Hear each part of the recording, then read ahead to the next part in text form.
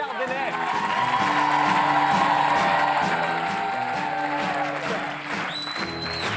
Il y a 15 ans, mon amie Élise allait régulièrement sur les plateaux de télévision. Élise et Marina Foïs.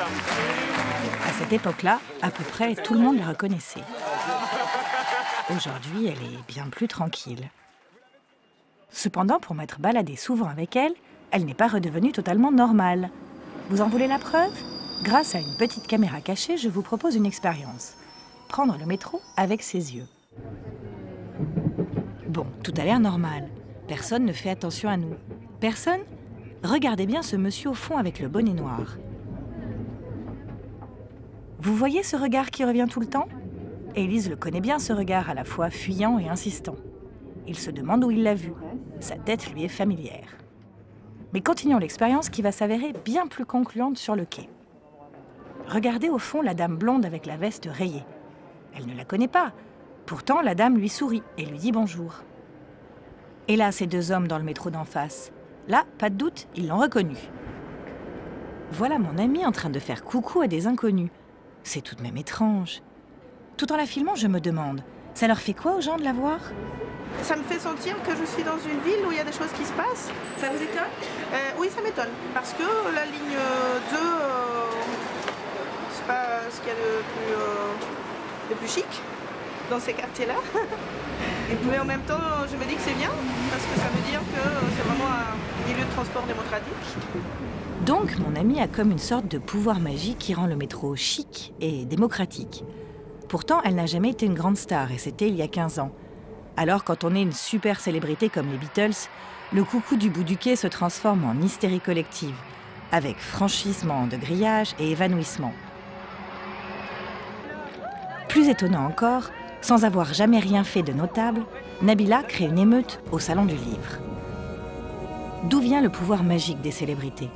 Pourquoi est-ce aussi puissant? Et comment est-on passé des Beatles à Nabila? Avec Élise, nous avons décidé de mener l'enquête.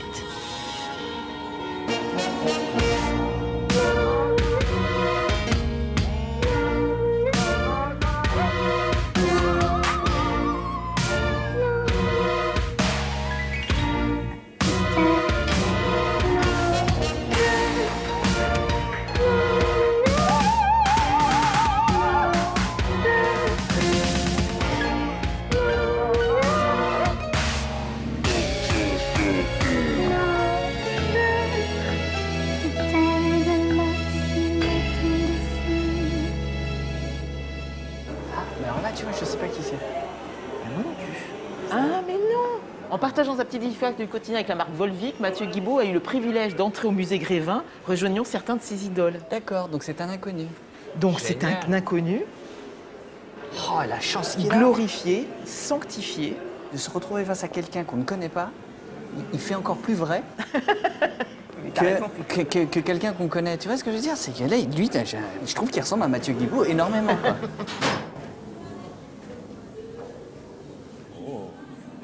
Le musée Grévin, c'est quelque chose qui est absolument, me semble-t-il, une conséquence de la culture de la célébrité, puisque c'est apparu à la fin du 19e, au moment où la photographie apparaissait, et au moment donc où les gens avaient dans les journaux des images de gens connus, mais qui auparavant n'auraient été connus que par leur notoriété, c'est-à-dire le fait qu'on a entendu parler d'eux, mais qui, grâce à la photo, vont être connus par leur image, donc par leur visibilité. La visibilité, c'est vraiment la célébrité par l'image. Or, tout le XXe siècle, mais même la deuxième moitié du XIXe, le XXe et bien sûr le XXIe siècle, sont caractérisés par une célébrité qui passe par l'image, parce qu'on a eu la photo, le cinéma, la télé, Internet, etc. Donc je préfère parler de visibilité. Et la visibilité, c'est le fait pour quelqu'un d'être reconnu par beaucoup plus de gens qu'il n'en reconnaît lui-même. C'est tout simplement ça. Voilà. Visibles, Élise Larnicole et Maurice Barthélémy l'ont été au sein des très populaires Robin des Bois. Ils ont marqué toute une génération avec leurs sketchs quotidiens sur Canal+ et leur long métrage devenu culte, Re. Re, c'est un grognement, c'est aussi un titre de film. Mais tu peux aussi faire... Voilà un titre qui ne manque pas d'air et qui a le mérite d'annoncer la couleur. Les Robin des Bois se sont séparés en 2006, aux grandes dames de leurs fans. Depuis, chacun a mené sa route. Je le trouve très réussi. Ouais, c'est vrai qu'il a réussi. Kev Adams. Tu vois, Kev Adams, putain, il est jeune quand même pour entrer au... Ce qui doit foutre les boules, c'est le jour où on t'enlève ta statue. Ah ouais, est-ce qu'on te prévient quand on te sort? Non, à mon avis, on ne te prévient pas. Parce que c'est quand même en plus une espèce d'aboutissement d'avoir ta statue dans le Grévin. Ah ouais, bah pour plein de gens, ouais, c'est une consécration. C'est une consécration. Ça serait quoi ta consécration, toi? Moi, Marina l'a eu. Très très jalouse. Avoir sa tête dans les mots croisés du gala. Là, quand on est à avoir ton nom En mots fléchés? En mots fléchés dans le gala ou dans le VSD. Ça, c'est la première fois que je vois l'équipe du Splendide. Je sais pas si c'est Bruno Moineau. Bah non, j'ai pas l'impression. C'est pas tout à fait la tête de Bruno Moineau. Ça c'est un truc de violence. T'as tous tes copains qui sont des stars, qui ont leur vrai statut. Ouais. Et t'as celui dont tout le monde a oublié le nom, c'est une fausse statue. C'est horrible. Si c'est pas Bruno, bah... Je pense pas que ce soit lui, personnellement. Ce serait pas... non, c'est Katy Perry. Ah, c'est Katy Perry. Pour moi, la bascule, elle était... Au bout de 2 ans, donc on nous reconnaissait, mais c'était quand même une bande de fans un peu... C'était microscopique, en fait. C'est la bascule arrivée à Canal. Quand on était qu'une petite troupe de théâtre, d'un coup, quand on nous reconnaissait dans la rue, c'était un événement. 3 ans plus tard, on est à la télévision tous les jours sur Canal. Et cette même année-là, rappelle-toi, on sort une cassette, un DVD. Putain, comme on est vieux, on sortait pas de DVD, on sortait la VHS de l'époque comédie. Et je me rappelle qu'on allait la signer dans les Fnac, rappelle-toi, et les gens faisaient la queue pendant des heures pour qu'on la signe. Du coup, le côté on t'arrête dans la rue, on nous arrêtait beaucoup. Comme tu dis, maintenant ça ne nous arrive plus 4 fois par semaine, quand tu dis, oh, presque on est content là. On se souvient encore de nous. Non, mais moi, la notoriété, en fait, c'est quelque chose qui m'a vachement amusé, puisque tout était amusant à cette époque-là. C'est amusant, si tu veux, d'avoir un flic qui t'arrête et puis finalement, il se rend compte qu'il t'a vu à la télé, donc il te laisse passer. C'est amusant qu'on te laisse rentrer dans certains lieux. C'est amusant qu'on t'offre des t-shirts ou des pantalons ou je sais pas quoi. C'est amusant que ton ego est flatté pendant une période. Mais c'est quelque chose qui, pour moi, une fois que c'est terminé, mais ça fait un bien fou une fois que c'est fini, quoi. C'est-à-dire, c'est comme un parc d'attractions. C'est-à-dire que moi, la notoriété, je l'ai vécu comme un parc d'attractions. Là, tu as raison, c'est que nous, ça s'est arrêté. On a eu la chance que ça s'arrête. Donc nous, on n'en a plus que les bribes. On a encore quelques petits avantages, quelques petits privilèges, mais le cirque s'est arrêté. Pour comprendre le séisme qui l'a frappée et dont elle sent encore les ondes de choc, j'emmène Élise au cœur du Star System, le festival de Cannes.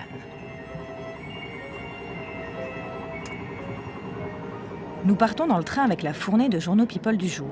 Ce mois de mai-là, Emmanuel Macron venait d'être élu. Ils font la couve de tous cette semaine. L'amour plus fort que tout. Les secrets d'une famille pas comme les autres. Brigitte, la première dame de sa vie. Bon là c'est VSD. C'est plus sobre. C'est plus sobre, mais la photo est beaucoup plus retouchée. Quand je lis ça, je pense au jeune Louis XIII, qui n'a pas pu honorer la Médicis parce qu'ils avaient 16 ans et que pendant des mois et des mois et des mois, tout le monde attendait qu'il fasse un héritier et toute la cour était autour du lit. Je pense que la génération qui a ouvert la porte d'abord à Paris Match en montrant les photos des enfants de Madame, etc., ils ont foutu le pied quelque part, ou maintenant, en effet, ils ont rendu, je pense réellement, l'image de... On a rendu le corps du roi au public, et maintenant il nous appartient, et on veut tout savoir. Traités comme des people, les politiques sont-ils des célébrités? Et le roi était-il une célébrité lui-même?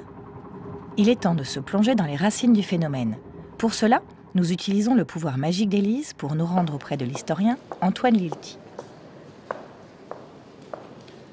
L'idée de la célébrité comme le fait d'être très largement connu d'un vaste public, ça, le terme commence à prendre ce sens dans les années 1720-1740, et c'est surtout dans la deuxième moitié du XVIIIe siècle qu'on commence à le trouver à peu près partout. En France, vous avez par exemple le premier quotidien, le Journal de Paris, né dans les années 1770. Donc l'existence de journaux qui, périodiquement, donnent des nouvelles de la vie des gens célèbres, des contemporains célèbres, y compris de leur vie privée, évidemment, ça va nourrir un rapport complètement différent du public, de l'opinion publique, à ses contemporains célèbres.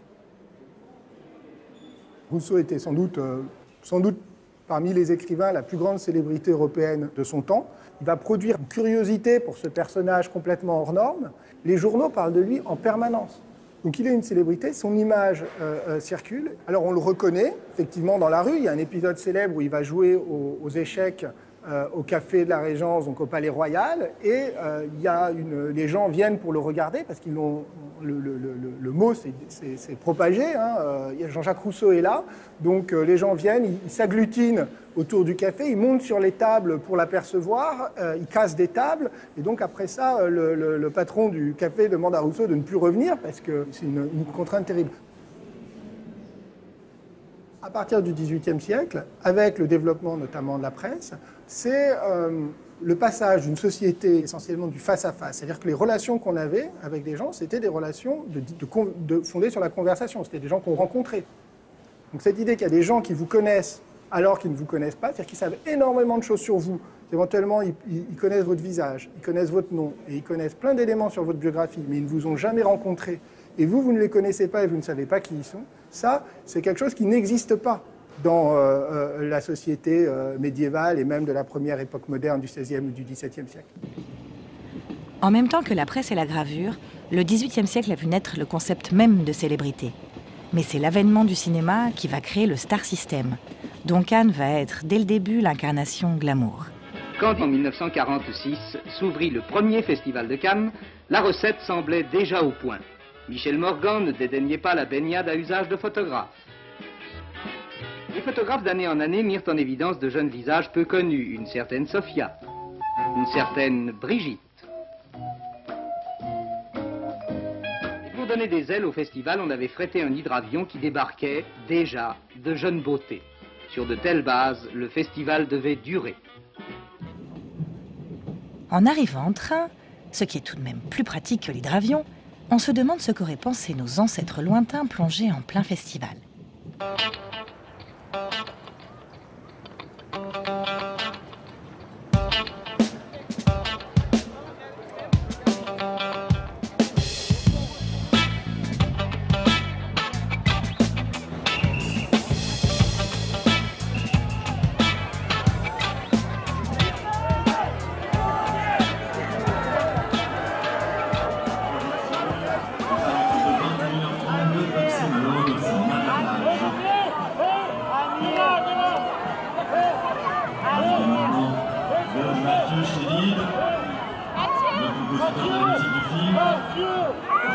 La montée des marches de Cannes, c'est la mise en scène de l'aura, du charisme.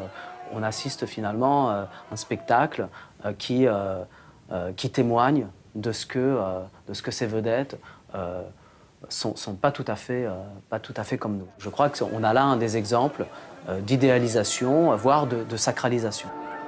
Et nous avons l'honneur d'accueillir maintenant Agnès Varda et JR.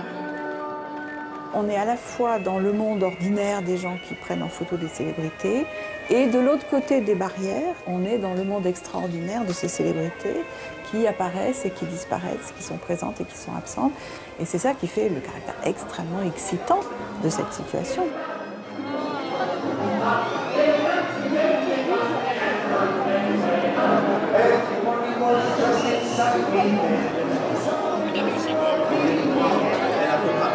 Fanning qui est avec nous également. C'est à mon avis pour tout ça là. Un collègue sociologue américain qui s'est posté à l'endroit où les gens viennent voir les célébrités monter les marches. Pendant toute une après-midi, elle donne les noms des personnalités qu'elle voit apparaître. On connaît déjà l'image, on a quelque part dans sa tête le nom, et lorsqu'on parvient à faire coïncider les deux, il se passe quelque chose. Hein.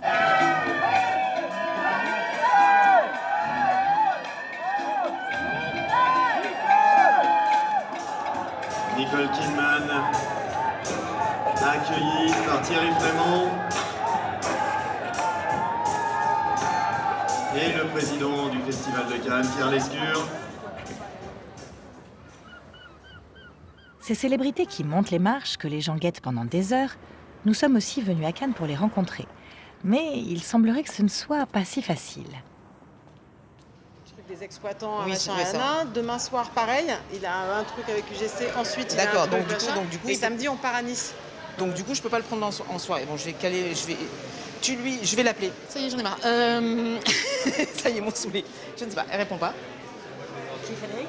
Bah oui.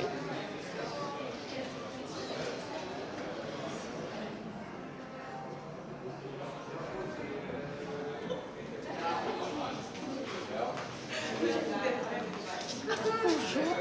Tu vas bien ? Bien et toi ? Merci. Frédéric Bell est une actrice de télévision et de cinéma connue pour La Minute Blonde ou Qu'est-ce qu'on a fait au bon Dieu. C'est une grande habituée du tapis rouge. Vous voulez que je vous raconte l'histoire du tapis? C'est tout un protocole. Donc déjà, il y a les gens qui viennent en voiture, qui sont les gens qui sont attendus sur le tapis. Et puis il y a les gens qui marchent. Donc déjà, il y a déjà un niveau. Voilà. Donc voilà, moi, heureusement, j'ai la voiture à peu près à chaque fois, donc je suis très contente. C'est plus intéressant de faire le tapis quand vous avez beaucoup de films derrière vous que quand vous n'avez pas beaucoup de films. Parce que c'est m'est déjà arrivé de faire le tapis en n'ayant fait qu'un ou deux films. Et alors, moi, j'aime bien traîner parce que moi, j'étais mannequin avant, donc j'aime faire les photos. J'essaie de leur donner à tous à peu près leurs photos. Je me retourne, machin, voilà. Gérer les flashs parce que si vous ouvrez les yeux trop, ben, après, à un moment donné, vous pleurez. Donc, il faut retenir, donner, retenir, donner. C'est assez méthodique, en fait. Sauf qu'il y a quelqu'un avec un micro derrière qui commence à dérouler votre CV. Alors, au début, c'est super parce qu'elle vient de tourner dans ça. À un moment donné, vous traînez, alors il va chercher dans le CV. Elle a aussi tourné dans ça, tiens, c'est bizarre. Oh là! Vite, vite, faut monter, il va arriver à cadavre dans le commissaire Moulin, c'est chose que j'ai faite. Et je me souviens, dans mon premier Cannes, d'avoir fini les marches en courant parce qu'on était arrivés dans les figures toutes pourries. Voilà, les trucs dont tu as un petit peu honte. Ici, c'est un peu un mensonge, mais en même temps, on est là pour vendre aussi, pour donner envie aux réalisateurs, au public de voir les films, de nous embaucher. Par rapport aux gens, par exemple, qui sont en bas des marches, etc., est-ce que toi, tu te dis, eux, ils sont dans une espèce de mensonge aussi? C'est comme un jeu que tout le monde joue. Non, mais moi, en fait, je me sens un peu comme Chantal Goya qui ferait Tandy. Panda. Voilà, donc voilà, c'est les gens, si ça leur fait plaisir que je gribouille mon nom avec un petit cœur, je le refais. C'est quand même un univers assez cruel, comme tu sais, ce métier. Donc j'essaie de prendre de l'énergie positive, des gens qui ont envie d'être positifs avec moi et de me nourrir de ça. Et c'est pour ça que quand je fais le tapis, par exemple, avant, je fais toujours des autographes. Je me nourris de cet amour-là et je l'emmène sur le tapis. Lumière est mieux là.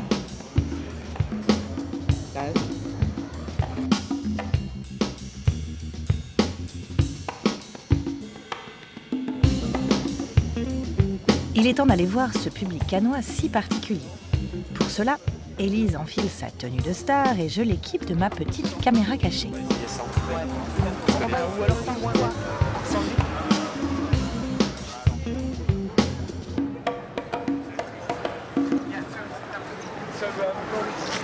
Je suis trop contente. Il n'y a pas longtemps, j'ai regardé vos photos. J'ai dit, je ne l'ai plus jamais rencontré. Oh, c'est un amour. Viens, je fais une photo avec elle. Oh, c'est trop bien. Dès lors qu'une personne est connue par ses images, sans que l'on connaisse l'original, la rencontre avec l'original crée une sorte de petite déflagration émotionnelle dont on ne connaît pas les raisons neurologiques, affectives, mais que l'on peut simplement identifier comme étant l'événement, parce que c'est vraiment un événement qui se produit lorsque on rencontre l'original après qu'on ait connu les doubles. Ça ne marche pas que pour les humains, ça marche aussi pour les objets, parce que lorsque vous savez que vous allez au Louvre et que vous verrez la Joconde que vous ne connaissiez que par ses reproductions, vous êtes aussi bouleversé. Et vous faites la même chose que ces gens-là, vous prenez des photos. Merci.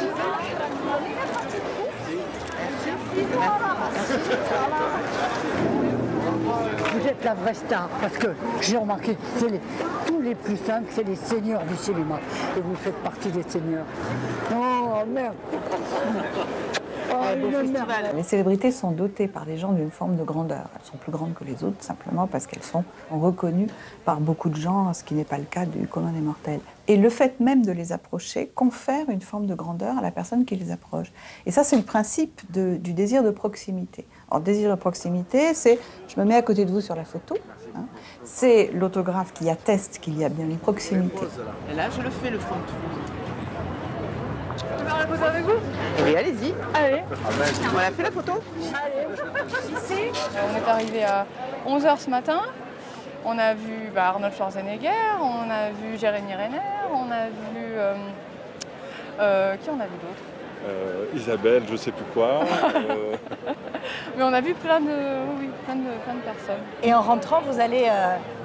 Disons qu'en rentrant, voilà, on va mettre les photos sur l'ordinateur et puis on va les sélectionner et puis on les mettra sur Facebook sûrement. On vient de voir Arnold Schwarzenegger qui est sorti du Majestic Plage là. Ben voilà, ça c'est un truc que je me rappellerai toute ma vie parce que c'est des géants américains qu'on voit très peu. Là, passer devant nous, tout ça, bon, j'ai fait la photo, elle est peut-être pas très bonne, mais voilà, c'est le moment qui... Ça va rester figé dans mes mémoires. Ça donne envie d'aller voir les films parce qu'on se dit tiens, on va retrouver cette personne qu'on a côtoyée un instant.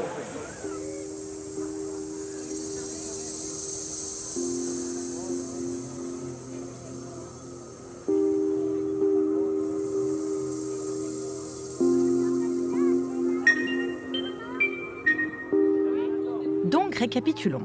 Par les multiples images que vous avez vues d'elle, une tête connue attire mécaniquement votre attention, attise votre curiosité et vous donnera peut-être même de l'émotion.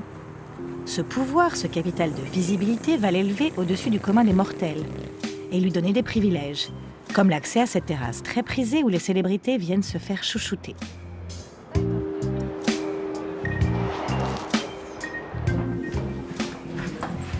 Ah bah non, là on m'offre un massage. Non. Ah, il y a une étrangeté de la célébrité, ça c'est évident. Il y a un statut qui est très spécifique, d'ailleurs je le pose dans les massages. Plus la personne que je vais masser est célèbre et a l'habitude d'être reconnue dans la rue ou d'être observée, il y a un moment donné où aussi il y a la question, est-ce que ma masseuse est en train de m'observer, moi la star, et est-ce que je dois encore, pendant le massage, être en train de jouer le rôle de la personne que je suis? Le regard qui se pose sur la star, sur la célébrité, est quand même très très fort. Je veux dire, tous les êtres humains sont impactés par le regard de l'autre, mais là c'est démultiplié. Et il y a un moment donné où la personne se met à jouer le rôle de sa propre vie.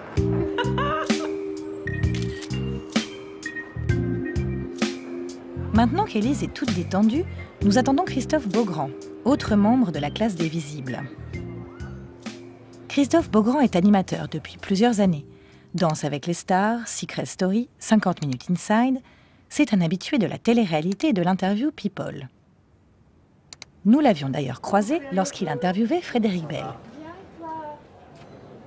Oh, écoute, on est bien si je vois que tu es en train de... Tu fais une petite pause tranquille. J'ai commencé la radio quand j'avais 14 ans. J'ai commencé la télévision, mon premier JT sur LCI, j'avais 23 ans. Aujourd'hui, j'en ai 40, et donc ça a été très doucement. À la base, je faisais le JT à 2 h du matin sur LCI, donc à part ma grand-mère et les Antilles, personne ne me regardait, parce qu'ils regardaient en horaire décalé. Et quand je suis allé en vacances en Guadeloupe, il y avait plein de mecs qui me reconnaissaient. Je me dis, ah c'est vrai, on me regarde en fait. Ça m'a fait rire. Mais voilà, ça s'est fait tout doucement. Donc il y a eu un sas, on va dire, de décompression assez confort. Je pense que c'est extrêmement difficile quand la célébrité vous tombe dessus du jour au lendemain. J'ai l'habitude d'interviewer les Miss France tous les ans pour mes émissions. Et tous les ans, je vois une jeune fille un peu apeurée quand même. C'est très difficile. Je le fais aussi avec les candidats de télé-réalité qui ne sont pas connus du tout et qui, du jour au lendemain, peuvent difficilement faire 3 pas dans la rue quand ils croisent des jeunes, en tout cas. Voilà, parce que là, il y a aussi des célébrités en fonction des tranches d'âge. Hein. C'est-à-dire que moi mes célébrités à moi, au-delà de 18 ans, généralement, personne ne sait qui c'est. Hein. Donc, c'est juste ça. Par rapport à ce questionnement de célébrité, ce qui est compliqué, c'est que moi, je travaille sur une émission de télé-réalité, je présente Secret Story, et je vois tous les ans des jeunes qui ont comme seul but, comme seule envie, de devenir célèbres. Et moi, à chaque fois, quand ils sortent de l'émission et qu'ils imaginent que la vie est faite et que c'est bon, on va les appeler partout, je leur explique, vous savez que être célèbre en soi, ça n'est pas un métier. Est-ce que tu crois que c'est parce qu'ils veulent accéder comme à une, je cherche le mot, à une caste sociale? Tu vois ce que je veux dire? Je pense que c'est lié aussi au fait que aujourd'hui, on est dans une société de l'image de plus en plus, de l'immédiateté, du selfie, du Facebook, de l'ego trip permanent. Et je pense que au-delà du fait que, de ce que tu dis, je pense que c'est plus aimez-moi, j'ai besoin d'être aimé. On a tous en nous, n'importe qui, un désir de reconnaissance. Alors aujourd'hui c'est être célèbre, mais avant c'est le petit garçon qui rêve d'être roi et la petite fille qui rêve d'être une princesse ou d'être un grand explorateur ou un grand inventeur. Mais je crois que ça correspond à un fantasme d'amour total et d'amour infini. Alors je ne dis pas que c'est ça la célébrité, mais ça correspond à ce fantasme-là, d'être encore plus aimé que l'on ne l'est par ses enfants, ses parents, ses amis. Et je pense que ça correspond à des états très archaïques de l'enfant, du bébé. Être aimé par des gens qu'on ne connaît pas, c'est finalement ce qu'on a connu dans l'enfance. Un bébé, tout le monde le regarde, un petit garçon, une petite fille mignonne dans un parc, tout le monde lui sourit. Mais aujourd'hui, tout le monde veut ça, tout le monde veut cette part, ce qu'Andy Warhol disait, mais c'est vrai, les 15 minutes de célébrité, aujourd'hui, on est vraiment dans ce... C'est-à-dire que ce qu'il prédisait, on est en plein dedans.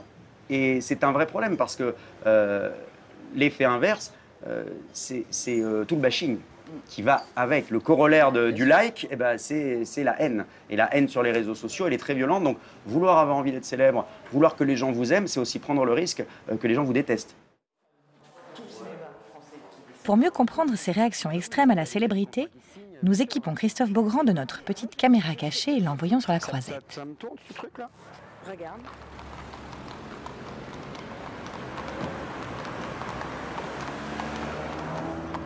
Bonjour, ça va bien? Hop là, pardon. Bonjour.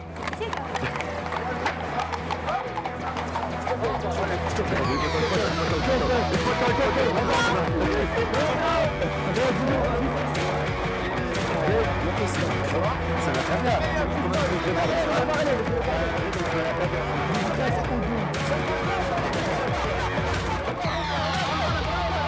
Là, j'ai un tournage derrière.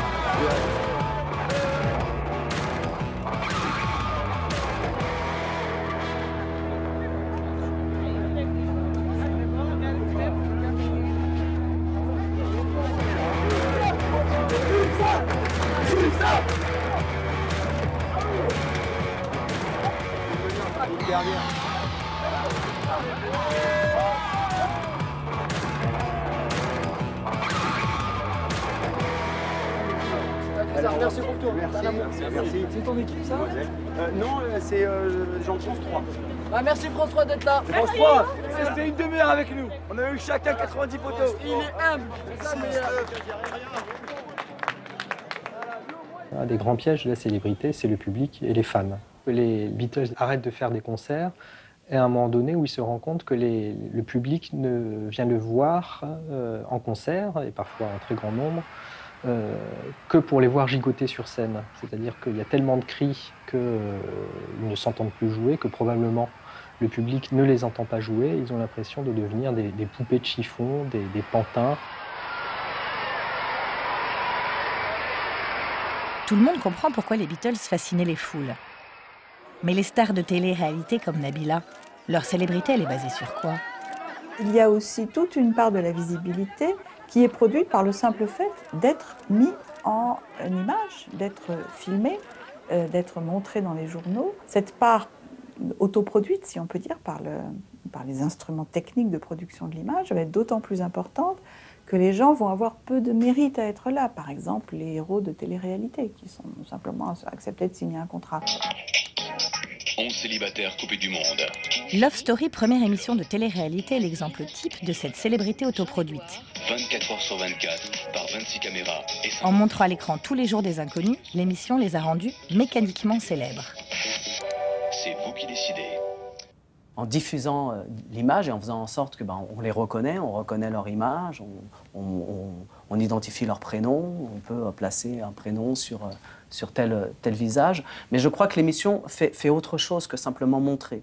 Moi, j'ai essayé de montrer que finalement, pendant l'émission et notamment pendant tous ces primes hebdomadaires, on donnait à entendre le fait qu'on avait face à nous, à l'écran, des célébrités. C'est une émission qui a ouvert aussi la voie à ce désir de célébrité chez les anonymes, montrant qu'effectivement on pouvait comme ça, en l'espace de 2 mois, en un printemps, passer du statut d'anonyme au statut de célébrité.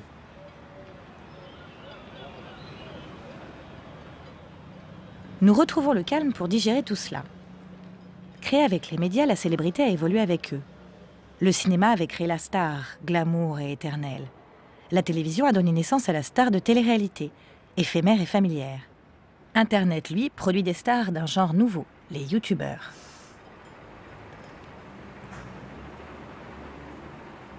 YouTube est un média libre d'accès, comme si vous pouviez publier vous-même votre propre émission de télévision.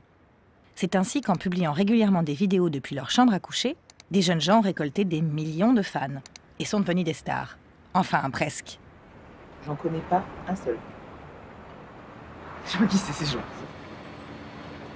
Nous décidons d'aller au salon des youtubeurs pour tenter de comprendre cette célébrité 2.0.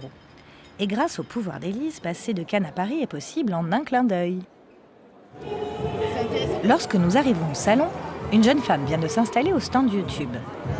Avec Élise, on se demande qui cela peut bien être. C'est Sananas. C'est qui Sananas? C'est une youtubeuse. Mais je la connais pas vraiment. Comme on ne la connaît pas non plus, nous cherchons sur le net et découvrons que Sananas est une youtubeuse beauté. Avec ses vidéos hebdomadaires, elle a conquis plus de 2 millions d'abonnés. Ouais, nous on la connaît.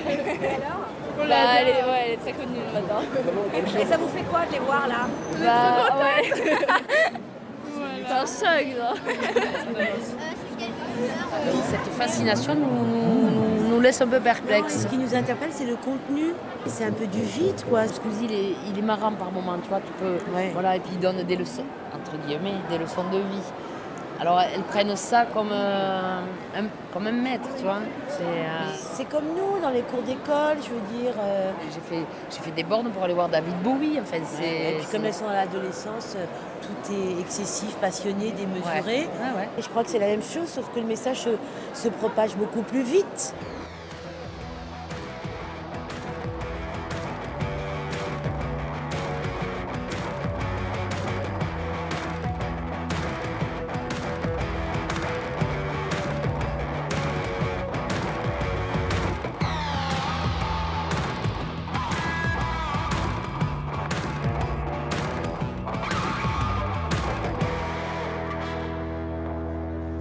Il y a eu des personnalités légendaires, les empereurs, les saints, les papes, etc.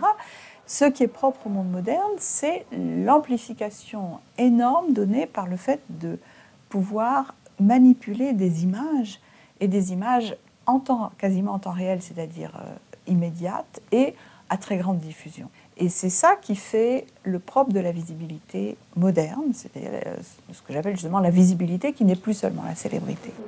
Hello! Ça va? Oui? Chouette.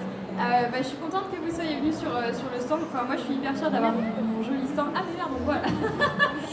Les youtubeurs comme ici Enjoy Phoenix sont donc des visibles. Ceux qui regardent en boucle leurs vidéos connaissent par cœur leur visage, leur histoire et leur nom. Ce sont leurs célébrités à eux, pour lesquelles ils sont capables d'attendre des heures. Vous faites la queue depuis combien de temps? 1h15. Et vous allez faire quoi quand vous allez la voir?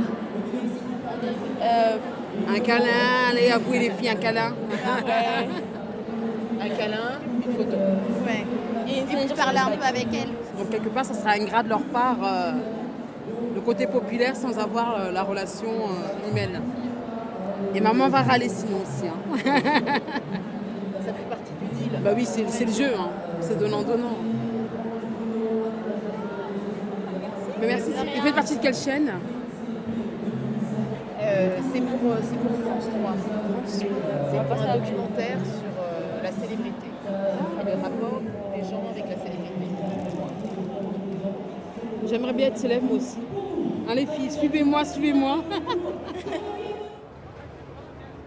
Andy Warhol prédisait une époque où chacun aurait son quart d'heure de célébrité. Il semblerait qu'il ait vu juste. Du moins, c'est ce que promet Internet. Vous permettre en quelques vidéos de devenir célèbre et d'accéder ainsi, qui sait, à un de ces yachts qui peuplent l'horizon cannois. Là, qu'est-ce qu'il nous reste à shooter? Demain soir, on va aller filmer Sonia Rolland sur le yacht pour la filmer dans ce truc-là. Et puis en plus, ça va faire de super belles images, etc. Puis il n'y aura pas que Sonia Rolland, a priori. Non, l'attaché de presse m'a dit, elles seront toutes là. Je me souviens plus de la liste, mais alors bon, voilà, elles seront toutes là. puisque c'est une marque, je crois que c'est des marques de lunettes, je crois. Enfin bon, bref. C'est des lentilles. Des lentilles de contact, c'est ça? Contact, ouais. Bref. Donc, il y aura toutes les bigleuses. Il y aura toutes les myopes. Est-ce que tu penses qu'on va réussir à les faire lâcher le masque? À Cannes, c'est sûr que non. Les interroger, par exemple, sur le rapport de la célébrité et des marques, c'est très compliqué. Ils sont là, il y a les sponsors qui sont à côté de l'attaché de presse. Qu'est-ce que tu veux qu'ils disent de... Je dis pas qu'ils vont cracher dans la soupe. Mais s'ils ont envie de dire que oui, c'est bizarre, etc., ils le diront jamais. Ils sont en représentation d'eux-mêmes. Et de toute façon, à Cannes, je te rappelle que même le public est en représentation du même. La montée des marches, c'est ça. C'est je vais au cinéma habillé en robe de soirée. Donc je joue un rôle du public qui va voir un film. Et ils sont regardés, pas autant, mais ils sont regardés et photographiés comme ceux qui vont eux-mêmes aller regarder sur le grand écran.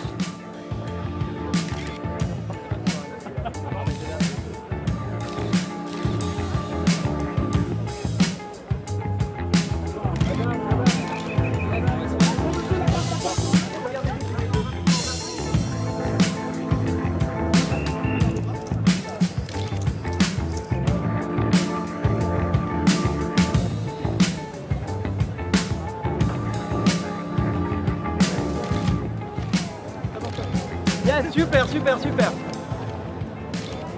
Ce qui est important actuellement, c'est la manière dont la célébrité a infiltré nos vies. Comment, en une journée, dans les journaux, à la télé, ça a pris quand même une place très importante. Et je crois que c'est une bonne manière aussi pour le public d'essayer de comprendre ce qui se joue. On peut se poser des questions sur ce que ça nous fait.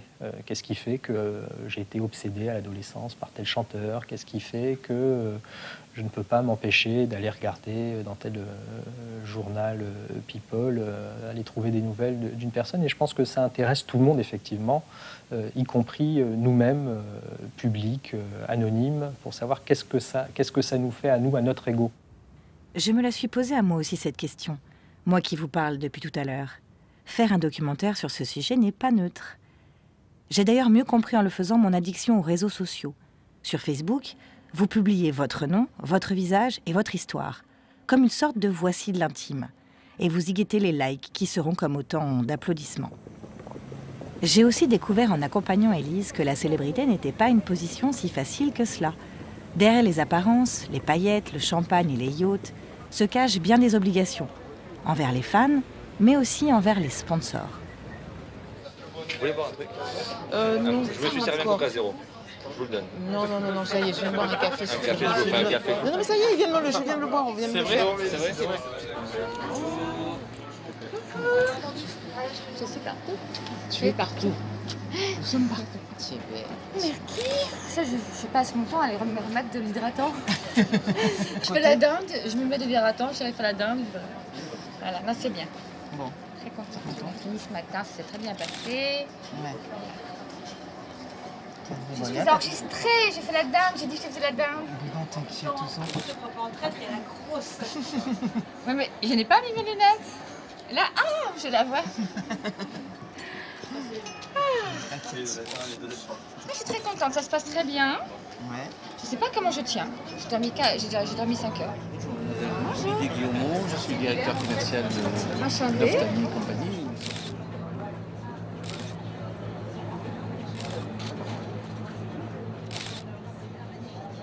Je suis troublé.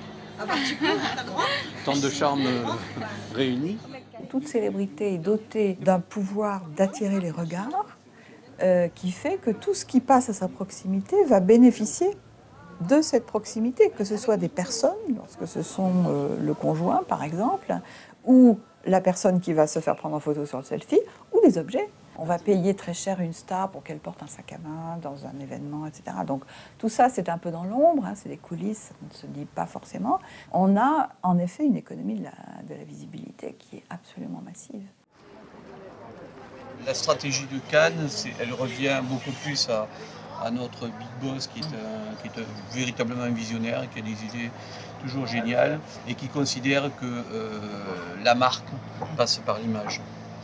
Voilà. D'où la présence Des actrices, des actrices qui ont des problèmes de vue. Qui ont toutes des problèmes de vue. Non, pas moi. Non, mais moi aussi, un peu quand je vieillis, je fais comme ça. Non, mais vous ne vieillissez pas, vous ne changez pas. Salut, beauté. Tu as fini? Si nous ne croisons pas Sonia Rolland, ce yacht est décidément riche en surprises.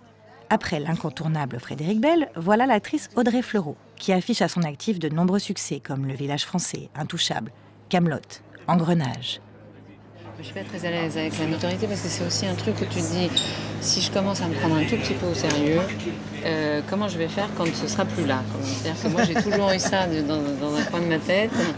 Et puis ça dépend aussi de comment c'est fait. Tu vois, il y a plein de gens qui viennent, tu vois, ils te disent j'aime beaucoup ce que vous faites et tout, et puis c'est hyper agréable, et puis c'est sans conséquence et tout. Enfin, t'as les gens, t'es au restaurant avec des amis qui viennent te parler, et puis le truc n'en finit plus, qui n'ont pas de limite, qui se rendent pas compte du moment où là ça devient hyper chiant parce que toi t'es avec des gens, que t'es dans un cadre où t'as pas forcément envie qu'on renvoie à ces gens-là ta notoriété. Moi, ce qui me rend dingue, c'est les gens qui te prennent en photo sans te demander. Je passe mon temps à faire du civisme, ça m'agresse vachement. C'est-à-dire, je vais voir les gens en disant, vous me demandez la photo, quoi. On n'est pas au zoo, enfin, vous me prenez pas en photo comme ça. Enfin, genre, où on est dans le métro, tu arrives comme ça. Ça t'est déjà arrivé dans le métro un jour, je Non, m'assois. mais genre, j'envoie un texto. Genre, j'envoie un texto comme ça. Et tu fais, non, mais je te vois, en fait. Je te vois, tu me prends pour une conne, en plus. Demande-moi, je vais pas vous déranger, mais c'est ça, en fait, qui me dérange. On va essayer d'avoir une icône. On voudrait avoir vraiment une... Tu vois, Bah genre, oui, alléluia. faudrait, ouais. J'ai une espèce de bière à 3 bandes vers Isabelle Adjani. Et je me demande, mais ça va partie des choses qu'il va falloir voir, mais est-ce qu'elles ne sont pas justement plus tellement dans une espèce de bulle que tu as une fascination, mais on va pas les voir? C'est une vraie question. Et après, on parle de nanas qui ne vont pas prendre les transports en commun et sont quand même dans une sphère qui déjà, si tu veux, les protège. Et oui, elles sont très protégées, ces grandes stars qui ne prennent pas le métro. À Cannes, nous les avons d'ailleurs cherchées en vain. En regardant le ballet des limousines, je pense aux calèches luxueuses des aristocrates. Ces grandes stars seraient-elles comme les ducs et les duchesses d'une nouvelle forme d'aristocratie? Ça n'est pas une aristocratie au sens propre du terme, puisque ce ne sont pas des gens qui sont nés nobles. Et d'ailleurs, ce sont très souvent des gens d'origine populaire. Mais en même temps, elles ont des caractéristiques qui les rapprochent de l'aristocratie, au sens où, encore une fois, c'est une élite triée sur le volet. Elles ont des privilèges, comme les aristocrates. Et puis, comme je le disais, ça, c'est un statut qui se transmet, comme pour les aristocrates. Hein. Alors, je ne sais pas si on peut parler d'aristocratie. En tout cas, on peut considérer effectivement qu'on a affaire là à une élite qui est très hiérarchisée. C'est-à-dire, à son sommet, on va trouver les superstars, les quasi-divinités. Et puis, tout en bas de cette élite, on va trouver les petites célébrités, les vedettes issues de la télé-réalité. Et puis, vous avez aussi des différences de catégories, puisque vous avez des gens qui sont célèbres parce qu'ils ont passé des épreuves, comme les personnels politiques qui ont passé des épreuves électorales ou les sportifs qui ont passé des épreuves de compétition sportive. Bon. Vous avez ceux qui sont célèbres par des performances comme les acteurs et les chanteurs, et ça forme bien une catégorie sociale qui, du même coup, se reconnaît au fait qu'elle a les mêmes privilèges et que les gens se fréquentent entre eux et qu'ils se marient entre eux. On a vraiment toutes les caractéristiques d'une catégorie sociale. Donc il suffit d'être une tête connue pour faire partie de cette classe sociale à part. Ce n'est pas réservé au star system. Allons en parler avec une politique connue, l'ancienne ministre Cécile Duflot.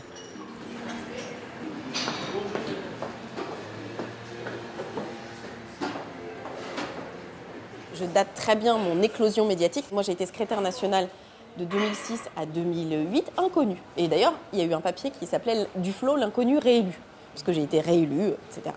Mais je n'étais pas du tout connue. Et tout d'un coup, ça s'est emballé au moment où je suis allée aux universités d'été du Parti socialiste. Et j'ai été assez virulente. Une véritable cohue. Car c'est la première rencontre officielle. Côte à côte, la secrétaire nationale des Verts et Martine Aubry, la patronne des socialistes. Il y a eu un grand papier dans le JDD avec écrit « A Star is Born ». Et ensuite, toute la presse m'a invitée et je suis devenue, mais en quelques semaines, pour le coup, ultra connue.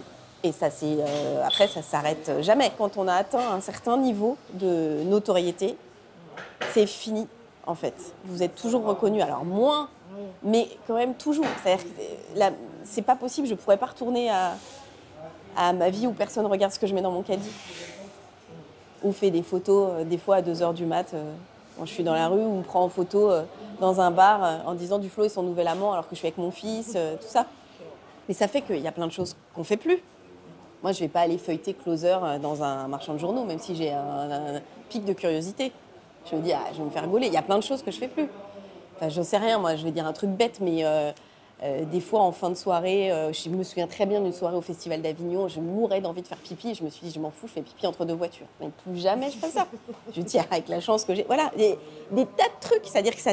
Et des trucs dont tu te rends pas compte. Alors, on le comprend un peu, moi, je l'ai compris un peu en allant à l'étranger. C'est-à-dire à l'étranger, où là, c'est fini. Et moi, ça allège tellement, parce que ça devient un contrôle. Et en plus, des fois, je me relâche beaucoup, et puis pouf, pouf, je me reprends un truc. C'est-à-dire que au moment où je m'y attends le moins, il y a quelqu'un qui passe juste à côté de moi et qui dit ça vous va bien de ne pas être maquillée ou ce genre de truc. C'est rien, mais c'est une sorte de corde de rappel qui vous dit tu fais pas ce que tu veux. Pour nous tous, l'intimité est une manière d'exister pour soi, en soi, et ne plus avoir d'intimité, c'est véritablement des trous dans l'ego. Ça peut friser parfois la paranoïa. On a l'impression d'avoir un œilleton rivé dans le cerveau, avec les personnes qui peuvent vous observer sans cesse. Moi, il a fallu que j'apprenne à vivre avec Cécile Duflo. Parce que Cécile Duflo, c'est un personnage politique qui a mon corps, qui a mon visage, qui a ma voix, mais qui n'est pas moi. Mais il y a 2 choses différentes. Il y a la notoriété, le fait d'être connu, de passer à la télé, de s'exprimer dans des grandes émissions, etc. Et puis il y a la pipolisation, c'est-à-dire le fait de mettre en scène sa vie, sur les réseaux sociaux, ses enfants, d'être en photo dans Paris Match. Et ça, il y a une grande rupture qui est 2007, à la fois Sarkozy et Ségolène Royal. Et là, le cadre a quand même explosé. C'est-à-dire que moi, on m'a dit, maintenant, il va falloir y passer, quoi. En gros, il faut faire des photos avec les enfants, etc. Et j'ai dit, je le ferai jamais. On m'a dit, ce sera le prix à payer à un moment. Et j'ai dit, je ne paierai jamais ce prix. Et donc, si c'est le prix à payer pour je ne sais quoi, d'ailleurs, je ne paierai pas ce prix. Mais c'est vrai que la pression est très, très forte. Entre guillemets, tout le monde le fait. Donc, il y a une grosse pression. Moi, j'ai découvert un aspect de la mesure de la notoriété quand j'étais ministre, parce que je faisais l'objet d'une surveillance un peu plus intensive. Et je me souviens avoir dit, moi j'avais beaucoup de mal avec ça, marcher tout le temps avec quelqu'un sur vos pas, c'est un truc, ça pour le coup c'est spécial. Et il m'avait dit, et j'avais dit, mais je suis pas très exposée, enfin j'ai pas un ministère, le ministère du logement, de l'égalité des territoires, c'est pas à l'intérieur, c'est pas des sujets sensibles. Il m'avait dit, non mais c'est pas comme ça qu'on mesure. Il mesure en fonction du nombre de centimètres carrés et du temps où votre visage passe sur les différentes chaînes. C'est-à-dire la capacité que votre visage a de s'imprimer dans la mémoire des gens. L'État mesure le risque couru par ses ministres par le centimètre carré occupé par l'écran. Cela démontre bien que le capital de visibilité n'est pas une question de qualité, mais de quantité. Peu importe ce pourquoi vous êtes visible, l'essentiel, c'est de l'être. Pourquoi ? Parce qu'entre autres, cela vous élève socialement, et cela vous donne des privilèges, comme celui d'accéder à ces soirées canoises sur des terrasses privées.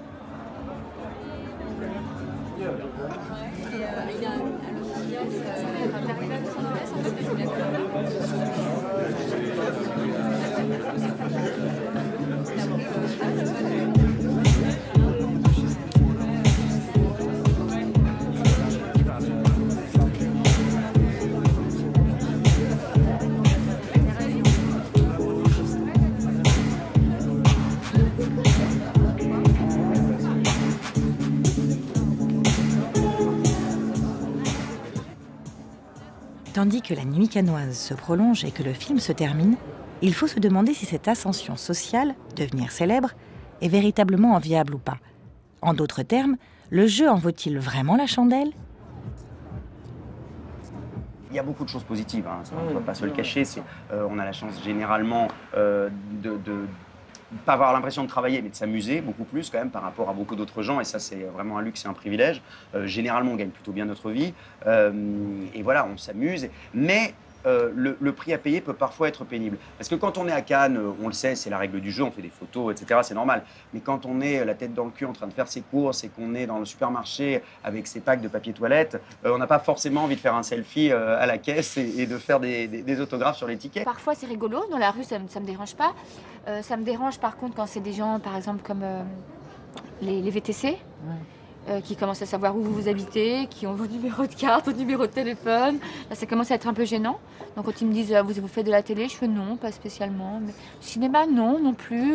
J'ai développé tout un tas de stratégies de jamais croiser le regard des gens pour pas accrocher, pour qu'ils n'essayent pas de vous parler. Mais les enfants, quand vous vous baladez en vacances avec les enfants, mais même sur la plage ou à la douche après la plage, est-ce qu'on peut faire une photo? Ça fausse les rapports avec plein de gens. Les gens sont soit intimidés, soit agressifs. Et donc, il y a très peu de gens avec qui tu as des rapports normaux. Et en fait, ce qui est génial, c'est quand tu retrouves l'ombre, c'est que de nouveau, tu retrouves des rapports normaux avec plein de gens, etc. etc. Donc, moi, ça ne me manque pas du tout. Ouais, et on est à l'abri d'être en cire un jour. En plus, si tu as un rapport mortel au truc, c'est mieux. Ouais. Puis moi, comme je te disais, en plus, j'ai peur de devenir célèbre très tard et qu'en plus, j'ai une statue où je serai vieille. Déjà que je me suis portée pas jeune, t'imagines, vieille. Mais non, il stagne.